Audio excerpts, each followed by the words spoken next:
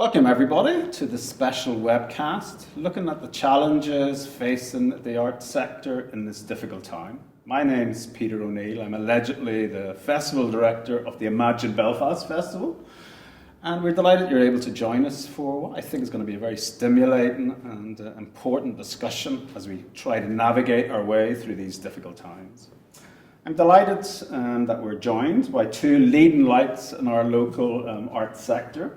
I'm going to introduce Margaret Henry, who's beside me. She's the Chief Executive of Thrive, which is our audience development agency in Northern Ireland. She's had a fantastic career in all sorts of sectors, perhaps most notably in the BBC. So she brings a real wealth of experience and oversight of the arts sector here in Northern Ireland.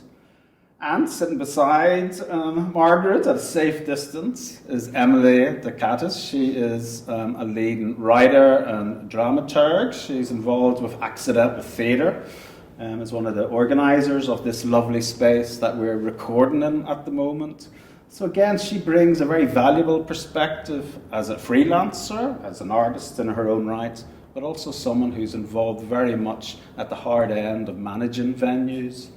So I hope you'll agree that there's a real range of perspectives here, and I suppose I want to start off by asking our panelists here, really perhaps the most important question: what is the impact of the coronavirus likely to be for the audiences that we all depend on, that we really live for, that we work for, to entertain, to inform, and to activate, in a sense, particularly in this very difficult period where perhaps people are looking to the arts for some sort of sense of relief, some sense of direction, and dare I say, some basic entertainment as we all sit at home wondering what to do when we're fed up with daytime TV. Yeah. Margaret, what do you think audiences are anticipating these days?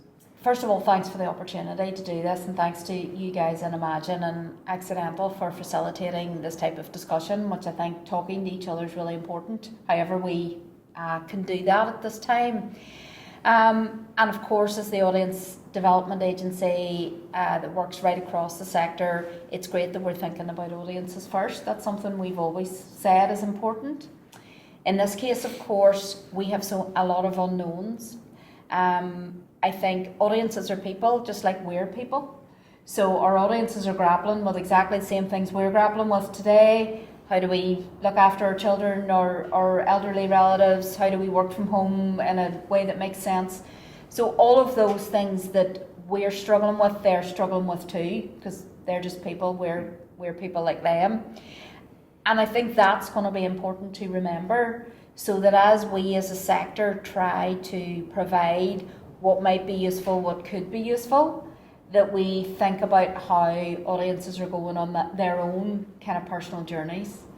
So I think there's a lot of practicality being thought about at the moment.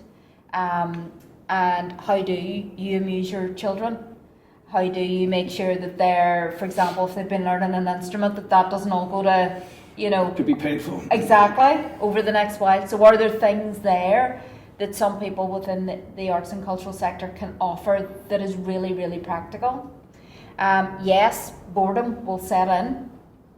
Maybe we're all a wee bit too anxious at the minute to be bored, and we're all kind of doing things. Last week felt like, from deciding to close my organisation through to those decisions that everybody was making last week just seemed to go in a flash. So I didn't feel I had time to be bored last week, and I don't feel particularly bored at the minute either. But yes, that time will come, and certainly being able to look at those things, read those things, watch those things online that I didn't have before will come into play.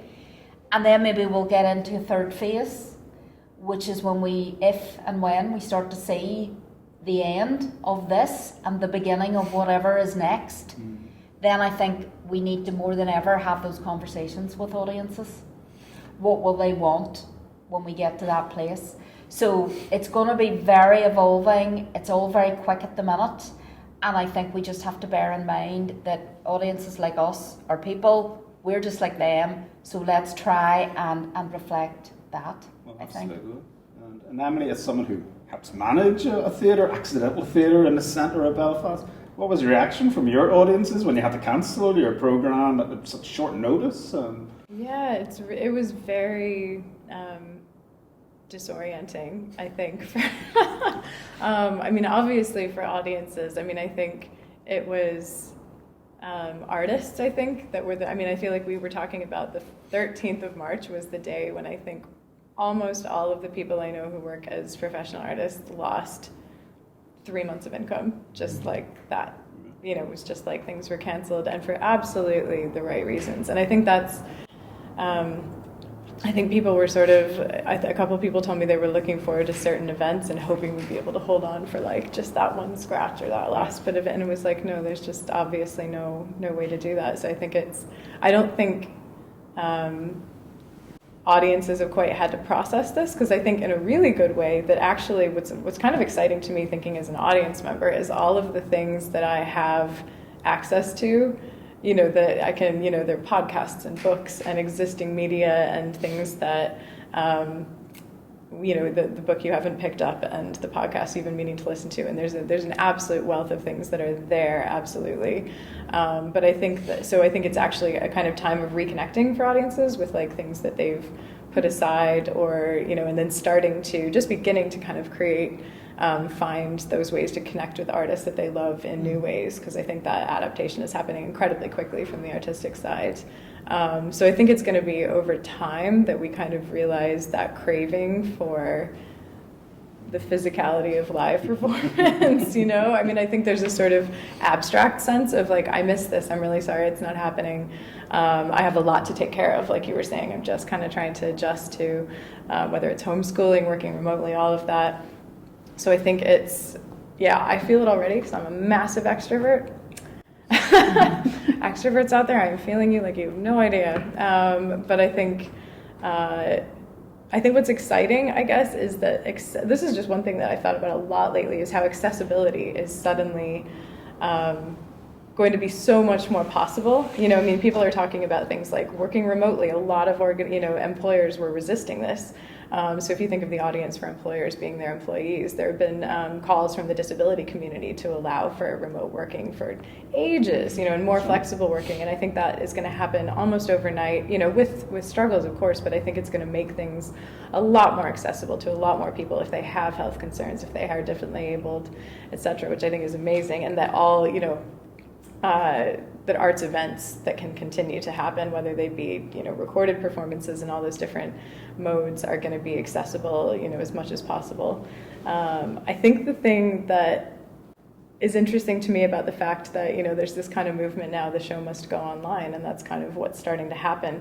And where I worry a little bit, or where I'm just kind of curious to see where things go, is when I think of our online lives, they're incredibly self-curated. They're very much not siloed necessarily, and I think, to be fair, people are constantly coming into contact with new ideas and, you know, finding new channels, but there is that kind of self-selecting kind of mode that's already there, and is sort of like, and I think that one of the things that venues and festivals in particular can do is provide people a little bit of, you know, bring things in from left field, their own left field, you know, and you know, be showing things across a lot of different interests, I suppose. I didn't phrase that very well, but I think, you know, where is the sense of surprise, you know, and ensuring that we can keep up that sense of like encounter with the unknown. And that's certainly something, you know, we've always found with our festival, you know, the Imagine Belfast Festival, like the real dynamic or frisson, if you like, of our events was the audience engagement, you know, particularly how audience members interacted with each other. Typically we would have like 50% of the event time would be a presentation or a talk, but the rest of the time would be that audience engagement, and the fact that they can get up close to a performer or a speaker, and, you know, really get into the nitty gritty of the debate. Now, we would certainly miss that using this format, but again, there is the challenge for, you know, organisers like ourselves, festivals, to promote that online engagement. And goodness knows there are plenty of tools to do that. But even if I think of something I saw this week, I saw Paul Curry was doing a live stream he was doing like a leprechaun character and a couple puppets and stuff. It was amazing. But my favorite memory of Paul Curry was on this stage.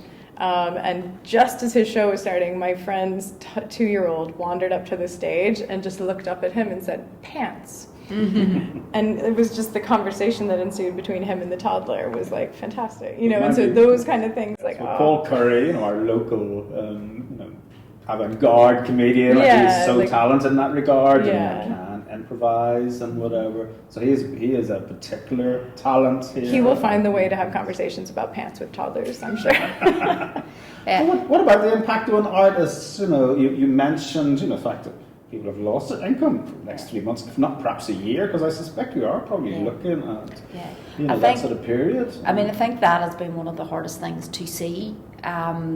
Social media, obviously very useful for keeping us informed, and of course has its downside as well, but certainly for me, seeing on social media, Facebook, whatever, the stories of people whose, as you say, their income disappeared almost overnight, was, you know, just so stark, I think, to realise that.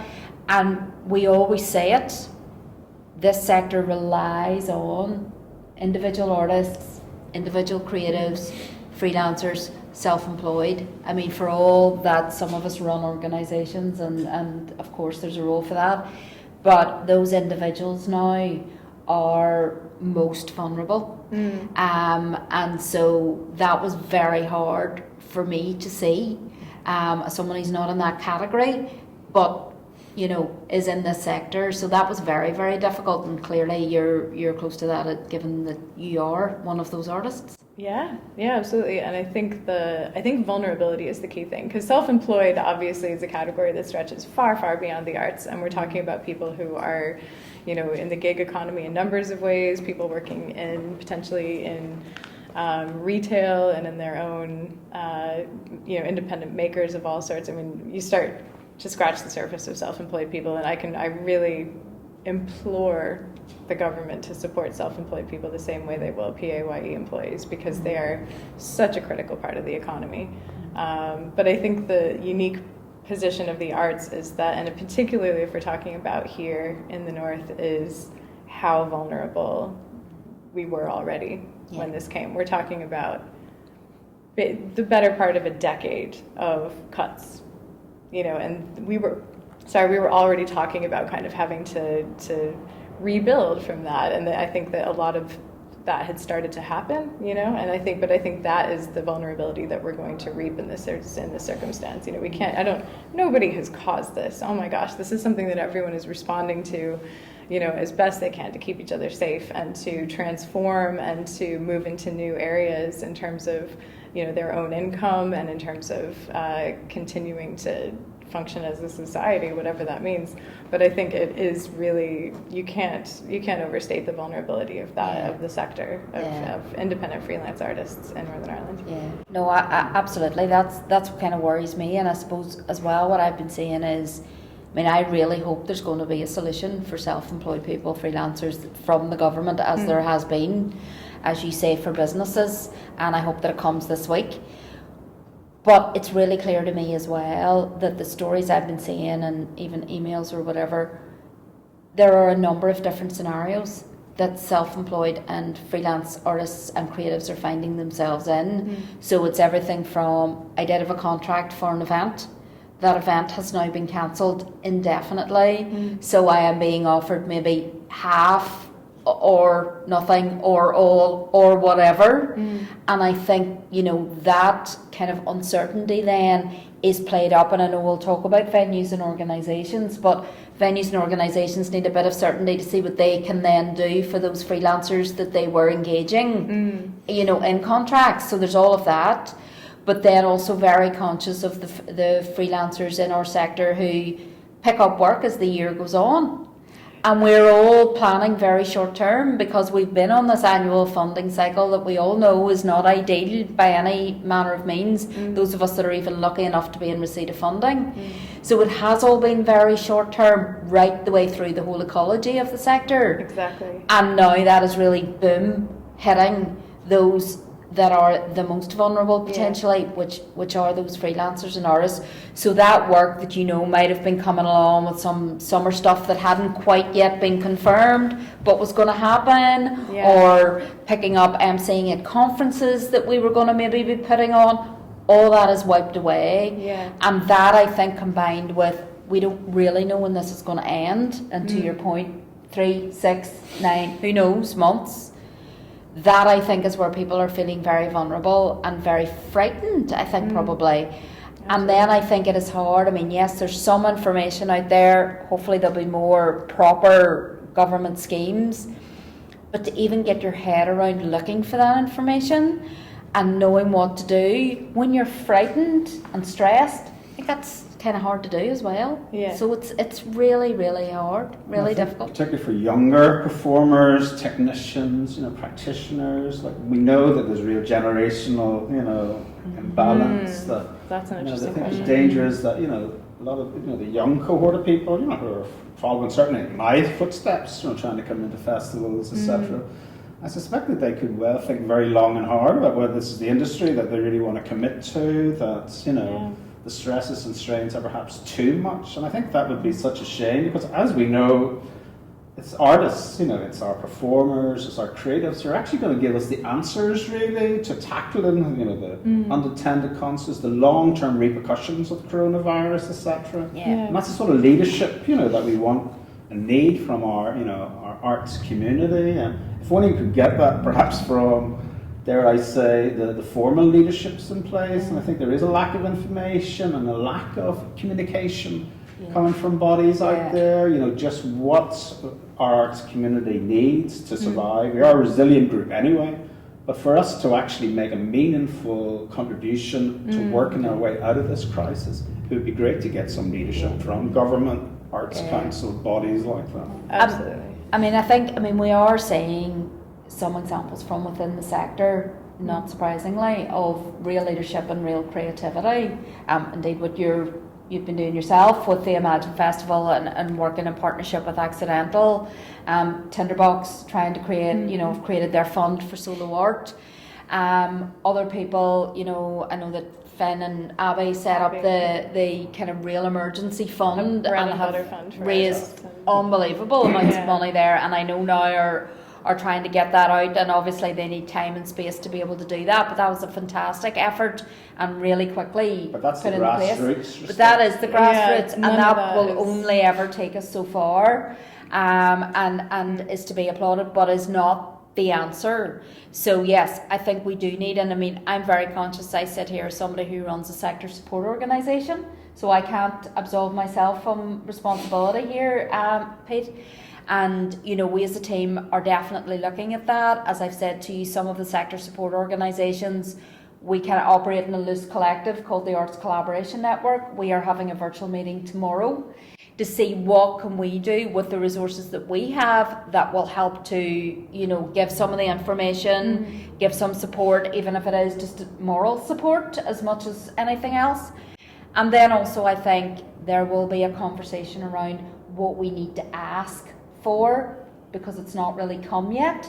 So what we need to ask for from our statutory funders, be that Arts Council, be that department, be that Heritage, other statutory funders, city councils, the various local authorities around Northern Ireland. So are there maybe 2 or 3 key things that in this next couple of weeks the sector really need clarity on?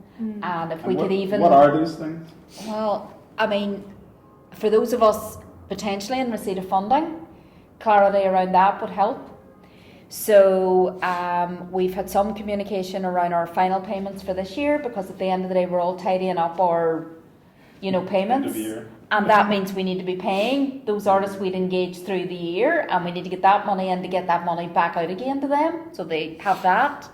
And then of course it does mean, what is our funding position for next year? I mean, I know that NICFA were up with the Department for Communities, and that Minister Hargey said very clearly all funding would continue. She said that 3 months funding would be available, and that targets would be relaxed for the next 6 months in the first instance. Which is valuable, to be fair. It is helpful. I checked with NICFA, that applies across the arts sector as well. But I think maybe something then from the Arts Council just to say, yes, that does apply, and we are going to operate within that. Just to give, I mean, we cannot control so much of this, as you've said. This is way, way, way beyond any of our controls, Arts Council, departments, governments. But the wee bits that we could control, that could give a wee bit of certainty, if we can hone in on those and nail those down, that might just help a bit. I don't know what you think from your point of view. Yeah, I guess from my point of view, I do. I work for I work for Accidental. I also work with Fighting Words Belfast, which is a creative writing centre for young people. We're totally on-core funded. We have small amounts of one-off core funding, but nothing, larger to keep us sustained. And I think it's an emotional thing. It was emotional, how you were kind of saying about how far can we ever plan ahead. When I talk about artists losing 3 months of work, that was all the work they had planned, possibly, because they work in that kind of, quarterly sort of flow. And I think it's scary for us to say, if we close these doors, are they opening again? That's some people are having to look at that in the face, But I also think that what would be really amazingly positive and just absolutely transformative is if in that communication that we're getting from government departments and councils, that they're looking very, very explicitly at every level of the arts economy, and how that ecology feeds into other parts. The fact that when a festival, I'm on the board for the Cathedral Quarter Arts Festival, and we just had to announce that on Thursday, and the people that we feel for are the freelancers and the artists that we would have been, we have just probably, we'll be able to kind of keep ticking over to get us to 2021. But it's those overheads that we've had a little bit more guarantee will be okay. It's the interstitial stuff, and it's the fact that, say, for example, when arts project funding is cut, no one's making noise about how many job losses that accounts for. We don't talk about, I think one of the things I've realized is that the arts is a little bit, and especially here in the North, I think falls a bit between camps a lot of times. I think that we, in some ways, are treated as public servants who are delivering public benefit for public investment. Do we have anything like the public, the terms that public sector workers have? Flippin' absolutely not. Don't even make me laugh. And also, we're sort of given this kind of rah, you're entrepreneurs, you're making things happen. Are we given Invest NI funding like call centers are? No, we are absolutely not. So you're sort of treated as both, but given the benefits of neither. Frankly, as well, I'm from the States and I've lived here a long time, but I have perspectives on where we fall in between the United Kingdom and the Republic of Ireland in Northern Ireland, and I think that we often seem to get the worst of both worlds, to be honest. When I look at, we were talking about, you were saying, what are the really practical things we need to see happen? I looked to the Arts Council of England. Let me tell you 3 things that they're going to be doing in the next 10 days. They're going to be refocusing their grant programs to help compensate individual artists and freelancers for lost earnings. They're going to be relaxing their funding conditions for their portfolio and core grants, as well as for their project lottery funding, which obviously, the details of that are yet to come, but the implication is that, people in receipt of those and who are applying for those will be able to use them a lot more flexibly for their needs right now, which have changed dramatically. What has been the case? Okay, here's another example.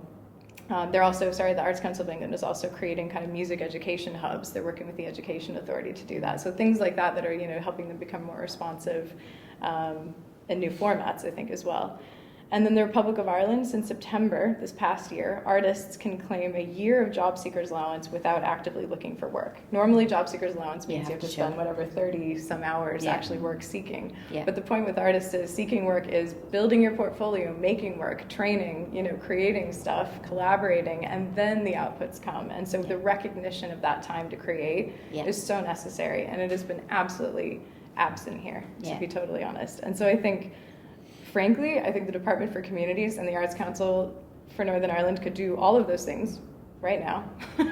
And I think that, frankly, we all understand, we were kind of talking about communication.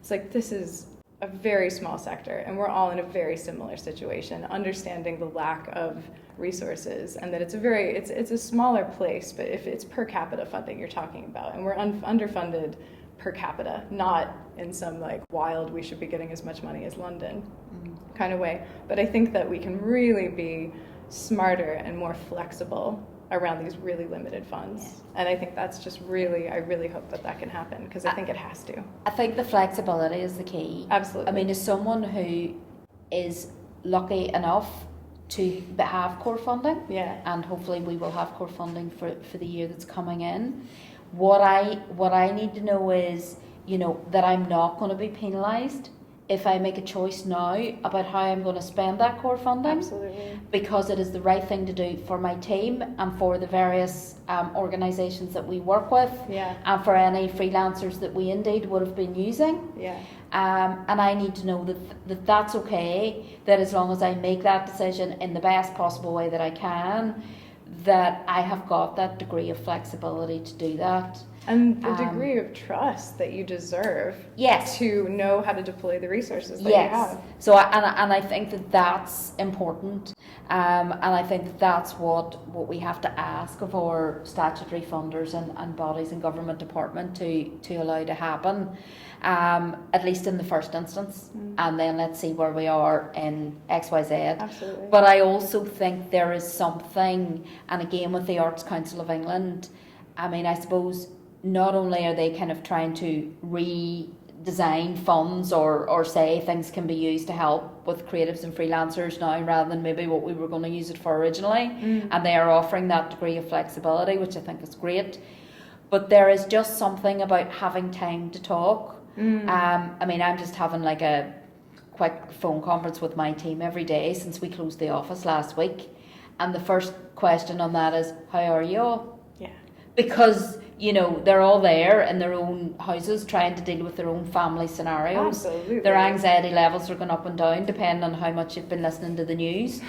And so just even that opportunity, a couple of my team have said, just having a wee chat helps. So how do we do that? How does the Arts Council facilitate that? And how do we do that as a sector so that we're even just having those opportunities as well? So I think that's what we need to get on to in the next and trying to forecast, and again, the role of the arts community in trying to navigate a path. Like I'm conscious, we are in, on charted territory, but you look back at history, and particularly say the Spanish flu, influenza, epidemic. What horrendous, impact on communities, more casualties, more deaths than the First World War. But what came out of that crisis was the flowering of the arts, particularly in Europe. You had the Roaring Twenties, you had the Berlin cabarets, you had particularly in France, a complete a revolution in a sense in terms of art, painting, all sorts of artistic genres. And in one week, I have total faith that that's coming. Do you know what I mean? Like it's people cannot be stopped from doing this. No, and we know that. I mean, you're right, that will come, and it's what actions do we need to take now to give us the best chance of that being as good as it can possibly be when it does come. And you're right, it will come. And I think we'll be in a position where we'll take the decisions now as best we can, and only time will tell. But if we try to keep talking and working out what those best decisions might be. And I know some people are getting concerned about, that'll be the end of live theatre, live music, because we will all now be online and we'll never go back to live again. I think and hope and believe it might even go the other way. I have worked for the BBC, as you were saying, Peter, and was involved with BBC Sport, and I remember at the time of the London Olympics and the huge drive within the BBC to provide so much online content, 24 streams of, Olympic sport happening for us all with all this information. And people were like, but that didn't take away from the fact that crowds turned up in their droves to be part of the community at those events. And it's the same for us. And I think community, one thing that's coming through is the importance of community at all levels as we get through this crisis. And so community and the arts is a way of bringing people together. We have such a strong heritage here in community arts as it is. I think all of that is going to become so important when we start to do the recovery and the rebuild. And those are those are the things that I think are really going to come to the fore, and people are going to want to come together in venues like Accidental Theatre and in other venues as well when the time is right. And we need to think about what we need to put in place to make sure that they feel comfortable and happy to do that, because that will come in time, I really believe. And definitely when I was talking about the fuller economy of the arts, I really think that absolutely involves, amateur theatre. It involves and people taking improv classes, people, meeting, casually to do stuff as well. I mean, I think this is it all fits in. Yeah. And it's about making sure that those platforms are still there. I mean, volunteering as well. I think a lot of people, Fighting Words has a lot of people who volunteer as writing mentors. There's a bajillion ways to contribute and to be involved, whether, it's not only being a professional artist, I think. Well, I think on that hopeful note, we're going to finish this discussion. But thank you very much for coming in Thank you. and sharing, your thoughts and hopes, for the arts sector. And I think we all agree that whatever is coming down the line, certainly the arts community will still be here for the people of Northern Ireland and beyond. And that the message that we want to send out is that support the arts community in this difficult time, because we will be around to support whatever the future is for this part of the world. So thank you for your time, and take care out there. Thank you. Thank you, Peter.